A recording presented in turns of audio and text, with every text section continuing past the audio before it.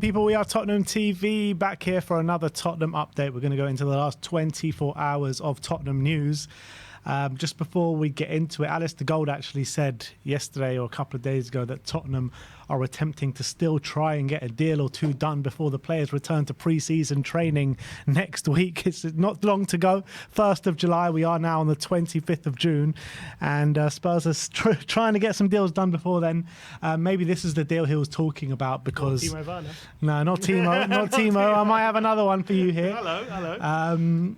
As publications out in Australia say that Spurs and Ange Postecoglou is set to be adding to the coaching staff, as Ange Postecoglou is set to add Nick Montgomery to the Tottenham coaching staff. Montgomery had previous experience as a manager in Australia and Scotland, having won the A-League title with Central Coast Mariners 2 years ago. Montgomery is expected to be joined at Spurs by his sidekick Sergio Raimundo if an agreement can be reached. Well, I'm great we got this dealt with. I can't really comment on how well these guys have been doing out in Scotland, but I know that Ange obviously would have known them well, and Ange is also quite used to a higher turnover of staff, as he does usually bring a new coaching staff wherever he goes. So I welcome him to the club. I hope that, obviously it would be much more exciting for us fans if, you had exciting names coming in as assistant managers when you see other clubs, Man United approaching Ruud van Nistelrooy and things like that. But that is just me as a fan talking. It's nothing to do with how good these guys are.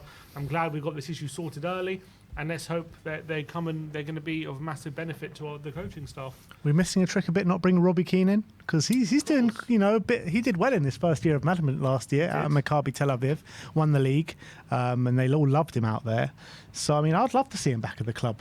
I would, but again, this is me as a fan talking. I don't know in terms of their credentials as a coach, whether that's the right thing to do or not. That's up to, obviously, the Ange Postecoglou. If he's gone in this direction, I'm going to back him. Yeah, yes, absolutely spot on. But you always knew, watching Robbie Keane, growing up, that he was always going to be a good coach with his mentality that he does have. Let's talk about players now, and let's talk about Pierre-Emile Højbjerg. Bild are reporting that Borussia Dortmund are now interested in Pierre-Emile Højbjerg, and Corriere dello Sport are saying that AC Milan could sign both Emerson and Pierre-Emile Højbjerg from Tottenham this summer. AC Milan have an agreement on personal terms with Emerson already and will enter into negotiations with Spurs for the fullback imminently. The Italian side also want to sign defensive midfielder Pierre-Emile Højbjerg, and he is a target.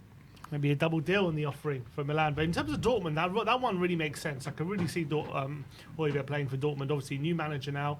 Who'd they appoint? They appointed Sahin. Nuri Sahin. So whether... I think Højbjerg is one of these players who can go to Dortmund and really flourish. I know you could argue, Dortmund play a certain way, but then again, last season they were very much a counter-attacking defensive kind of team, especially in the Champions League. Even though they're known for their swashbuckling attacking football, Borussia Dortmund, I do think Højbjerg will fit right in. Whether they'll have the money, 20 million to spend on him, remains to be seen. I think Milan might be a bit more likely. I think he'd be a better fit for Milan in terms of how they usually set up. But obviously, Atletico Madrid aren't out the offing yet, so we'll have to wait and see where this one leads. But I think anyone who gets him is going to get a very good player, in my opinion. Yeah, and he's used to playing in Germany. He played in Bayern Munich in the Bundesliga before. He did indeed. Yeah, so I think he would fit at both clubs. I don't think Dortmund are the team or the style of play that they used to be. What they're maybe associated with. They have changed their style, and I think he'll definitely suit them. So I think either or would be a very good move for him, in my opinion. See him back. I think did Dortmund qualify for the Champions League? I know obviously they got to the final, but they finished 5th, didn't they? Yeah, I don't think they got Champions League, did they? Did Germany get the extra spot? Oh yeah, that's right. They did, so maybe they are in the Champions League. Let's talk about incomings. Let's talk about a player that we're going to be seeing play this evening, Sebastian Szymanski. Turkish publication called Aslinda say that Szymanski has agreed personal terms with Tottenham on a 4-year contract. Spurs and Fenerbahce are in talks to finalise a transfer for the midfielder. Fenerbahce wants Spurs to raise their initial €17.5 million bid.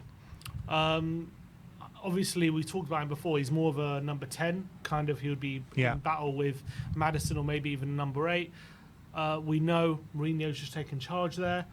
Is it someone he's going to want to get rid of, one of their star players? But obviously, if Tottenham come calling for him, it'll be hard for him to say no.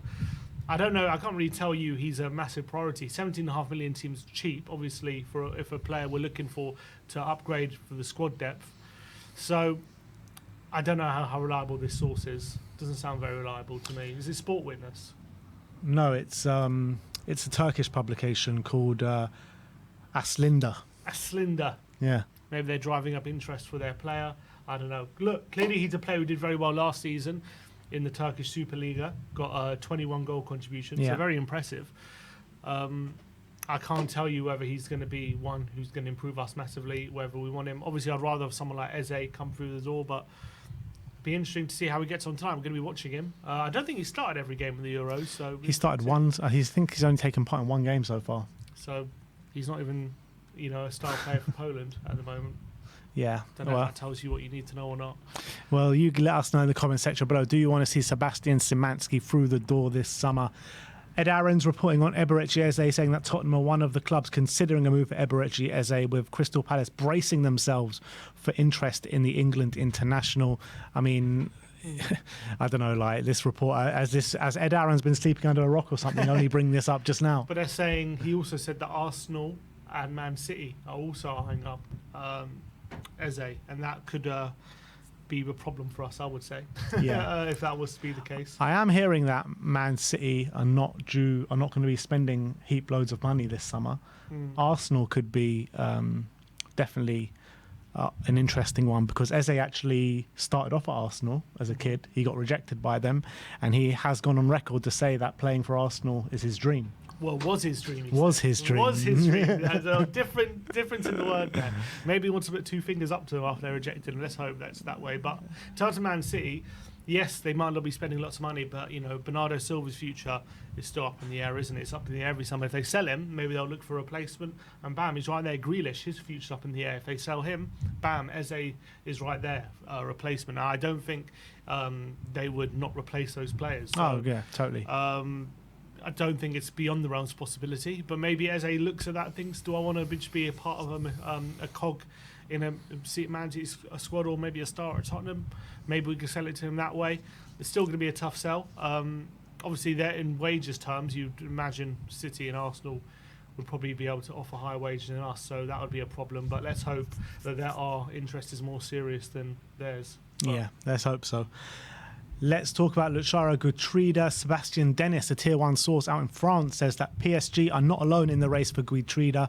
Liverpool and Tottenham are very interested in the international defender. However, he does go on and say that Geertruida's move to PSG is currently more likely than a move to the Premier League or even the Bundesliga. So PSG clearly in the front of the queue at the moment for Geertruida. And it makes sense. They're obviously happy to spend the money. They always have been. They always need reinforcements in that position at the moment, PSG. So I think it would be a great signing. Obviously, they do have Hakimi Berbo, and you've got someone like Geertruida who can play in multiple different positions.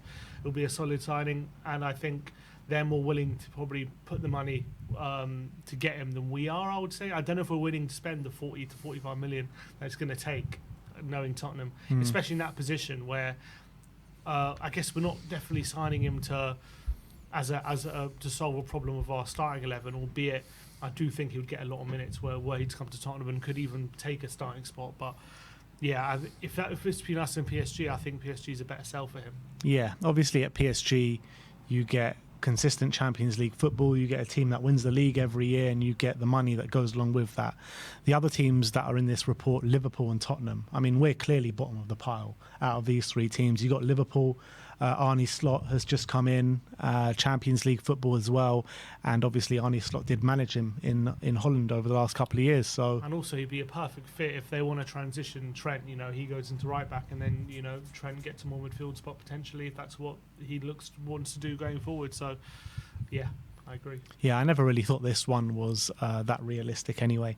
But last but not least, Alistair Gold has said that Tottenham are set to announce the arrival of 16-year-old Glentoran striker George Feeney after seeing off competition across the Premier League to sign the youngster. The teenager became the Northern Irish side's youngest ever goal scorer in their history in October last year as a 15-year-old. So who says Spurs aren't doing deals? Exactly. Ali Goldtime wanted to get one through the door before the PSR deadline, and there you go. He said one or two, Nick Montgomery, and now George Feeney. Well, there's one. So let's see what we're going to bring up. Look, again, I'm delighted that Spurs are looking for the best young talent. Let's hope he's got a big future ahead of him. I can't really say I've seen too much of him as a 16-year-old. Obviously, we've got a crop of really talented youngsters coming through at the moment. So hopefully he joins that. And I doubt he's going to be going on loan or anything next season. Probably going to be part of the development team. But yeah, hope one for the future. Yeah, I imagine he'll probably start off in the under-18s, and if he impresses that much, maybe even move him up to the under-21s. But definitely start off in the under-18s, in my opinion. But that is your Tottenham update. Let us know in the comment section below your thoughts regarding all the news stories we've brought to you today. We are, well, probably as you're watching this, we'll be on a watch-along on the ball for the first round of 5 o'clock fixtures, and then we'll see you a bit later on here on We Are Tottenham TV for the England watch-along at 8 p.m. Big up yourselves, like, subscribe and comment, and as always, come on you